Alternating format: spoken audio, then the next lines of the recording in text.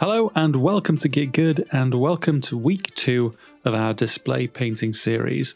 These videos are all about giving you a sense of how you can get into display painting, what the process may be, and even some of the pitfalls that you may encounter along the way as we paint this Krieg Command Squad figure together. These videos are an edited version of the live streams I'm doing on Twitch as I break down and paint the model in real time. If you're interested in watching it, check out the link in the description, or if you'd like to support us, please consider heading to the Patreon and signing up for one of our tiers.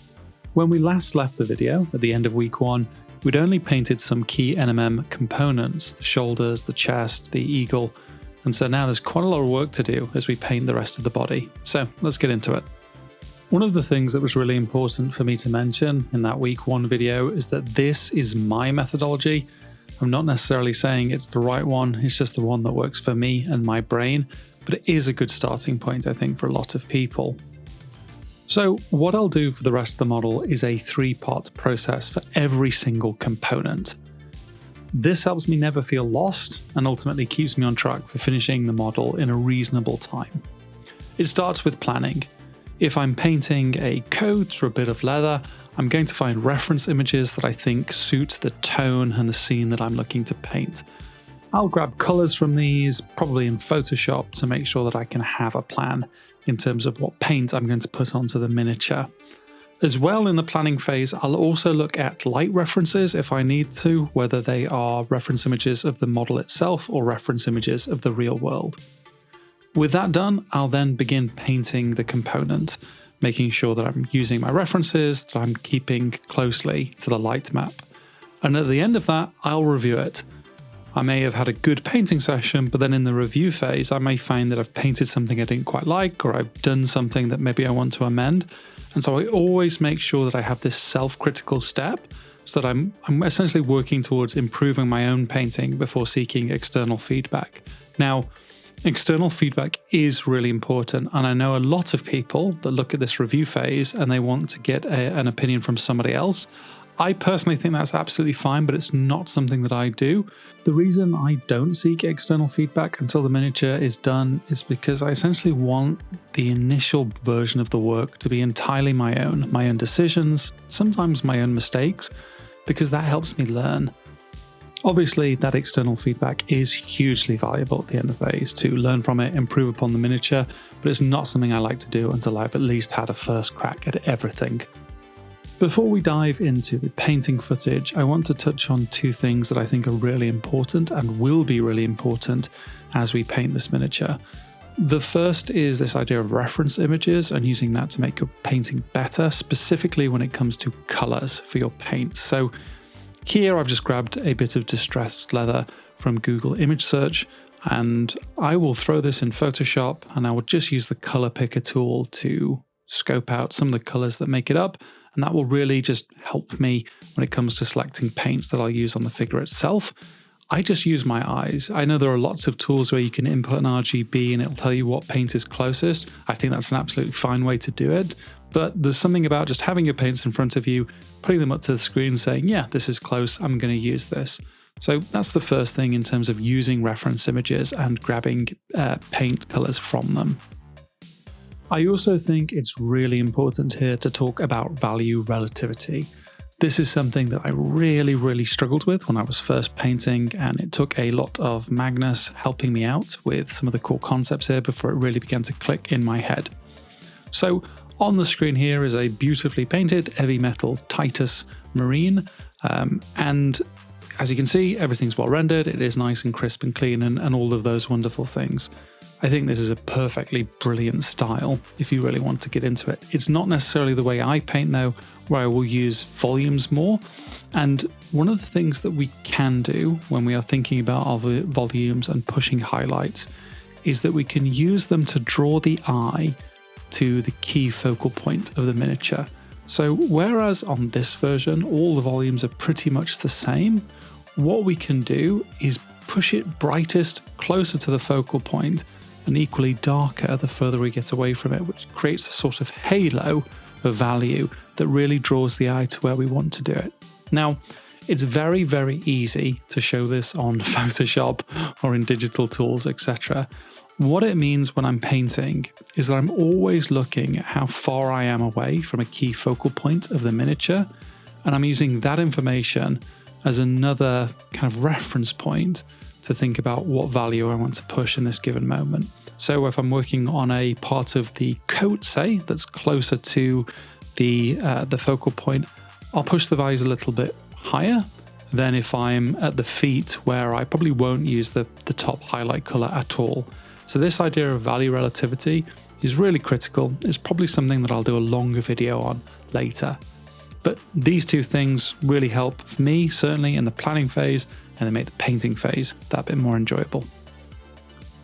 So let's get on to the painting. And I actually wanted to start with a direct VOD of the Twitch stream, because there's something quite critical here that I think speaks to the points I've been making in the video so far, which is here I am, I'm painting the coat, I'm laying just a base coat down here.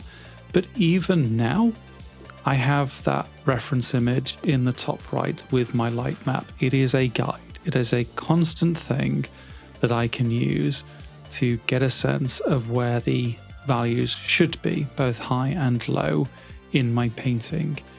I would really encourage you, if display painting is something that you want to get into, or if you're just, you're doing tabletop and you just want to improve it slightly, use light references and keep them around at all times, because they will just make your life that bit easier. Getting on to the actual footage of the painting. One of the things that I don't want these videos to become is just a guide on how to paint X. I think that's really valuable information, but in terms of furthering yourself as a display painter, too much of a reliance on how do I paint this given item in a tutorial may not necessarily help you in the long run. It's kind of the thing with paint recipes as well. The question of what paints did you use is far less interesting than the question of why did you use these particular paints. With the Krieg Coat, I knew I wanted to create a difference between the exterior and the interior, and primarily I wanted to do that not through value, but through color saturation. So I had this dark sea blue and French blue that I wanted to use on the outside of the coat. It kind of harkened back to some of the reference images I'd found for soldiers from World War I. And then for the interior, I wanted to use the same base. I actually used dark sea blue and French blue, but I really desaturated it with the AK Burnt Umber and Warm Grey. This helped give it a slight feel of difference without necessarily feeling too disconnected from the model. And you'll see that in a lot of my painting, certainly. I do use a lot of paints, but I try to reuse paints wherever possible, because this gives you a sense of homogeneity throughout the paint job. It ultimately makes it more beautiful, I think. As well here, it's well worth talking about texture. So with the NMM, I intentionally picked a slightly rougher style for it, so it looked more battered and bruised and beaten. And with the coat, obviously, don't want to make a coat look beaten, but I do want it to look textured. So that's where I begin to deploy more stippling and small movements of the brush to simulate that texture. Not everything should or needs to be a perfectly smooth paint job, and actually introducing texture is a really good way to add interest to a display painted mini. It's one of the things that Maunus often says, actually, is he likes his paint jobs, his work, to have a contrast of texture as well as value, and that really helps sell certain concepts. So a lot of small stipply movements really help sell the coat. I knew I wanted the bottom of the coat kind of caked in mud, like the Kriegsman had been marching through sodden ground, and it was a great opportunity just to glaze it all in. I do really like a bit of glazing for basically subtlety into impact, taking your time to build up lots and lots of layers with a few different colors to give it a real sense of interest and excitement. And that was really key for me. Just really nice glaze consistency, lots of layers, and really working it until the bottom of the coat was absolutely covered in mud. So I've made no secret on the Discord and other places that leather is one of the things I really struggle with painting. I do find it as a process incredibly hard. But unfortunately, sometimes you just got to paint the leather. There's no way around it. And I'd say that is a really good general bit of guidance for display painting in general, is run towards the things that make you afraid, because it's only by addressing those weaknesses that you'll improve as a painter. It is uncomfortable, but once you get through that struggle and begin to see the work take shape, it really begins to come together and be rewarding. Now, in this footage, I'm adding a lot of texture to the model. Like, that is key for leather, is you can have perfectly smooth leather, but it doesn't match the Krieg aesthetic at all. All I'm doing here is basically using very small movements of the brush to show the textures and scratches that naturally build up in leather. Now, I do this slowly, working up in value, starting with a pool of Afro Shadow and Redskin Shadow, which I use to base. And then, as opposed to picking new colors, I mix colors into that base mixture. So I'll have a pool of Afro and Redskin, then I'll add in some deep orange, add in a bit more, that pushes the value. I can add scratches each and every time with that. Finally, a bit of pastel peach and basic skin tone to push the very edge highlights. It is a long process with leather, and you can do a back and forth technique where you add scratches, then glaze it back down with the Redskin Shadow, then add some more scratches, then glaze it back down to really build up the effects and realism.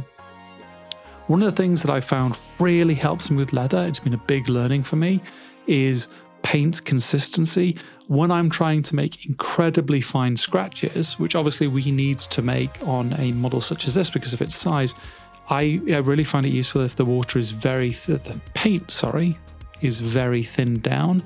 I use a very small brush and thinned paint and a brush. I can make a very subtle scratch, which is often what I want. So it is a long process. It is quite fun though once you really get into it. Small items like the feet wraps are actually some of my favorite stuff to paint. You just start with a nice dark base layer, Afro Shadow and Burnt Umber in this case, and then gradually mix in decomposed flesh to get that feeling of a grimy, grungy, dirty wrap. Always do try and remember the full scope of the project when you're painting. So these wraps, for example, I left way brighter than I would have ordinarily. And the reason for that is once I add the model to the base, I'm going to be adding a lot of earth effects and soil to the wraps to really dirty them up, which will naturally lower their value. And so starting at a slightly higher value will really help me with that later on weathering. So do try and think about your full painting process, not just the individual components. These wraps are also one of those areas where brush precision is really valuable. And it's one of those things where I think people say, well, you need to have excellent brush control to do this. And brush control is one of those things I find quite hard to give people methodologies for how to develop. It is just a case of getting time on the brush, painting stuff, taking care, paying attention. And that ultimately just means a lot of display painting, which I find really fun, but I appreciate for some that seems like work, but it does pay dividends. Always make sure you're putting that time in with the brush every day if you can. Coming into one of the final paint sessions of the week, I was feeling really good about the progress that we're making. You can see here in this shot that I've added some of the details that have been missing in the previous filmed aspects, stuff like the holster, metal and gold skull, and some of the buckles. I've also not necessarily talked about the little gold threaded trim that I've added to the coat, just because that is a recipe that you can see in week 1. I'll pop a link to that video in the top right if you want to go back and watch it. It's worth talking about how I structure projects a little bit, but I do think this is beneficial for all display painters. I never paint the most interesting parts of the model first. The reason being is that often I like to essentially warm up with other parts of the model, and once I have a greater feel for it, I can tackle some of the big focal points of the miniature. It's why I've not painted the sword yet, why I've not painted the head or the gun, just because I know, number 1, they're the most interesting parts. Number 2, if you tackle those bits first, then you might find that the idea of slogging through an enormous Krieg coat is not necessarily your idea of fun, which, if so, fair enough, but just one of those things that I think is well worth bearing in mind in terms of what's going to keep you motivated and interested. I've been saying since the first early days of the stream that I was really looking forward to painting this book though. And I decided that as I'd done a lot of desaturated colors throughout the Krieg, that actually it was a good opportunity to bust out a little bit of color and create a focal point for the back of the miniature. And so here I'm using basically a modified leather recipe that I've pulled from a reference images, using a dark red and working up into quite a bright highlight color. As with the brown leather, putting a slightly thicker mix of paint on the edges and then using quite thin paint to add scratches, glazing back if necessary. The book takes shape quite slowly, and it's one of those pieces that I initially found really tricky to do on camera, but just by taking time, it really begins to come together and sell the effect that I'm looking for. And finally, with the purity seals, I use one of my all-time favorite recipes, a mix of Afro Shadow, British Khaki, and then gradually lighting it with ice yellow in very thin layers, gradually, to make this beautiful paper color. Again, much like with the wraps, it's one of those areas where brush control is really valuable, and making sure that you take your time to paint every little bit to the standard that you want. I will say, from a display painting perspective, I've never necessarily understood some of the annoyance people feel with painting the back of a miniature. I wonder if sometimes it comes from this idea of, well, I'm painting all the interesting stuff first, now I have to slog through the back. Whereas if you just take if you take the project slowly, bit by bit, not necessarily thinking about interest first, but rather, I've got to complete this piece of the puzzle, the back just becomes the next area that you need to paint, and therefore it's not necessarily as onerous to get it done. So do think about what's going to keep you interested and motivated throughout a paint job. I do think that's a valuable bit of advice in the context of display painting, because at the end of the day, you want every part of the model finished to a really high standard to reflect essentially the best of your ability in a good paint job. And with that, week 2 of the project is complete. We've moved on from the NMM, painting in big swathes of the body of the model, and we're now ready to tackle the weapons and the helmet. I hope you found this video useful. I hope you found it enjoyable. If there are any individual bits that you'd like me to dive into in more detail, please feel free to leave a comment and I can definitely get around to them. Otherwise, really do consider following us on Twitch so you can watch some of this paint job happen live. Or if you want to support us, do head to the Patreon, the link of which is in the channel. Until then, have a great day. I really hope you've enjoyed this, and make sure you paint something beautiful. Goodbye.